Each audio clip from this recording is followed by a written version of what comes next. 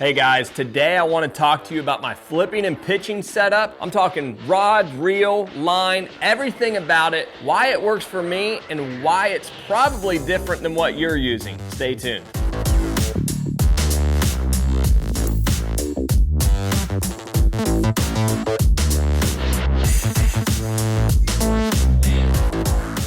So let me start off by saying this is the setup that I would use for flipping laydowns or, treetops, bushes, not so much grass or matted vegetation, leaning more towards the wood and stuff like that. This is my go-to setup 100% of the time for that. I'm gonna start off by talking about the rod. The length of this rod, the action of it. This is an Abu Garcia Veracity. It's a 7.6, medium heavy. I really tend to lean towards that 7.6. I have more leverage with them. I'm 5'6", 5'8".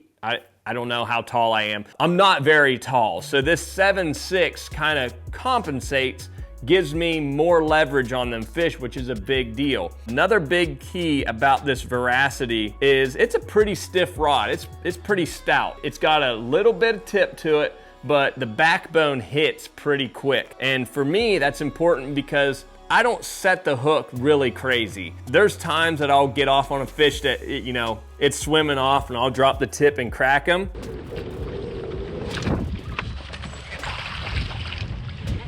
But a lot of times I'll feel that fish and I'll start from the very bottom or wherever I feel it at. I kind of almost let it have it, and then I jerk. I'm not one to sit there and there it is and count it down and then set the hook. So by having this heavier rod, for me personally, allows me to get a good hook in them when I'm just going from here to here. Real short hook set. I'm nothing crazy.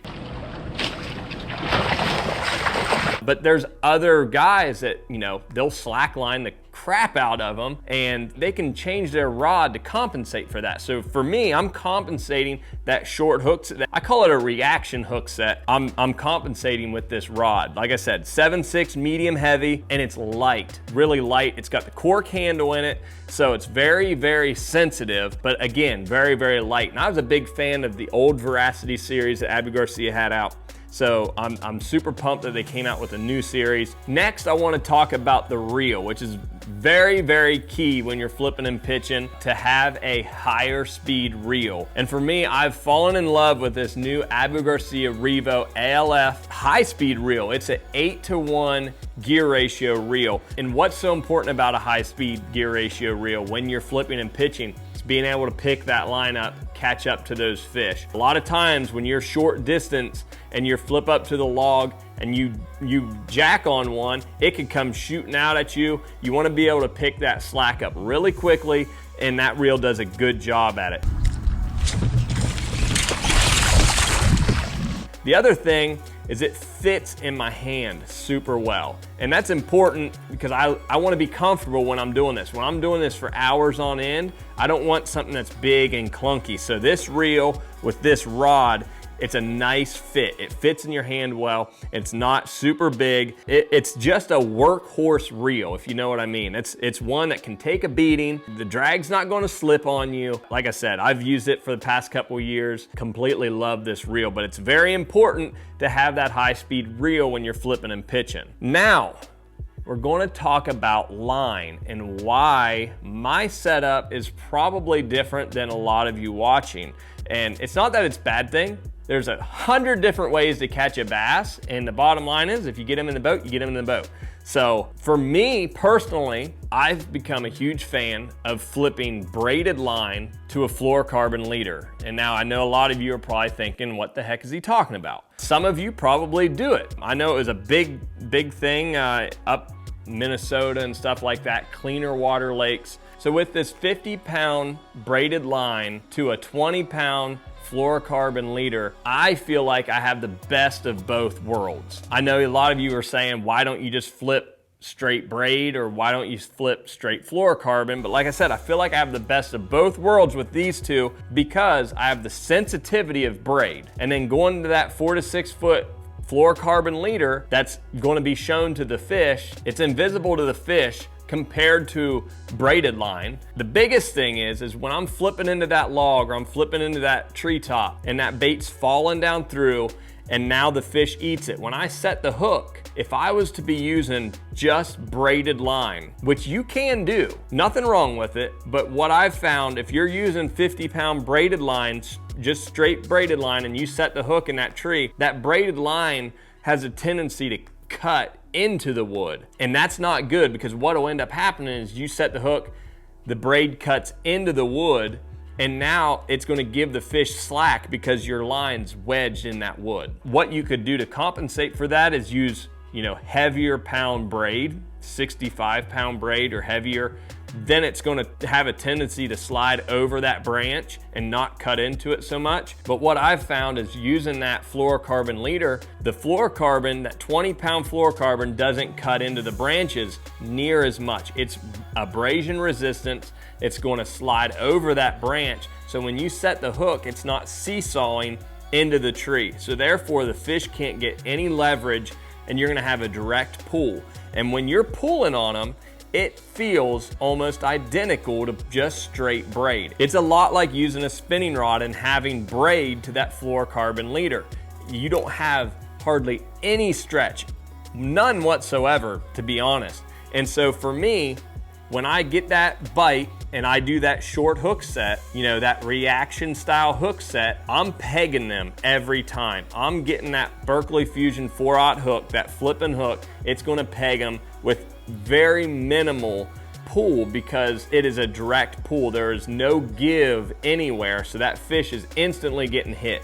And so that's a big key, and has been for me for landing percentage. Getting the fish in the boat is a big deal. And when you can increase your odds just by changing your line, yet alone dealing with all the other circumstances that we deal with in a day's time, just by changing your line, that's a big confidence booster. And the knot that I use to join my braided line to my fluorocarbon leader is the crazy Alberto knot. And I actually did a video on it. I'll put the link below so you guys can all check it out there. The thing I like about using 50-pound braided line to a 20-pound leader is the diameter size on both are nearly the same, which helps tying that knot, and it's easier to make a more uniform knot. And I'll run that leader anywhere from 4 to 6 feet, sometimes maybe even longer. Sometimes it may even get down to the reel.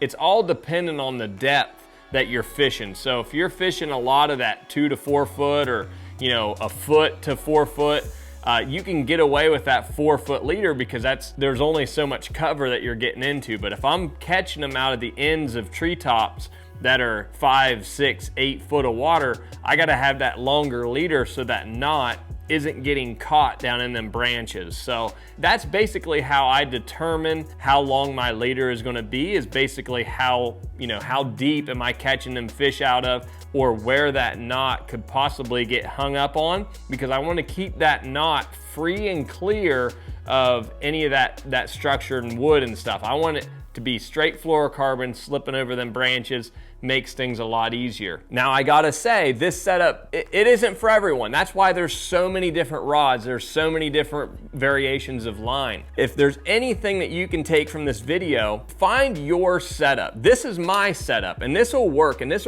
for a lot of guys. But let's say you're taller than me. Let's say you set the hook differently than me.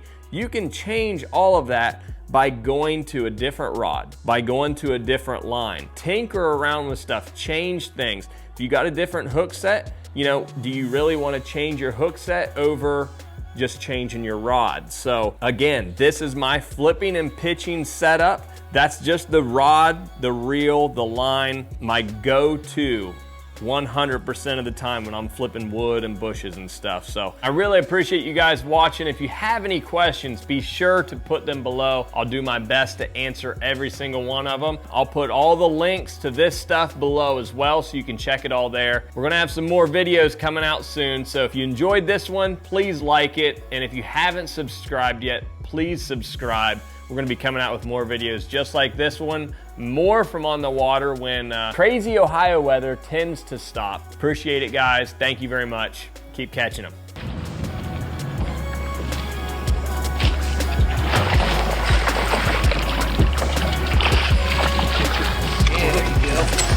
Okay.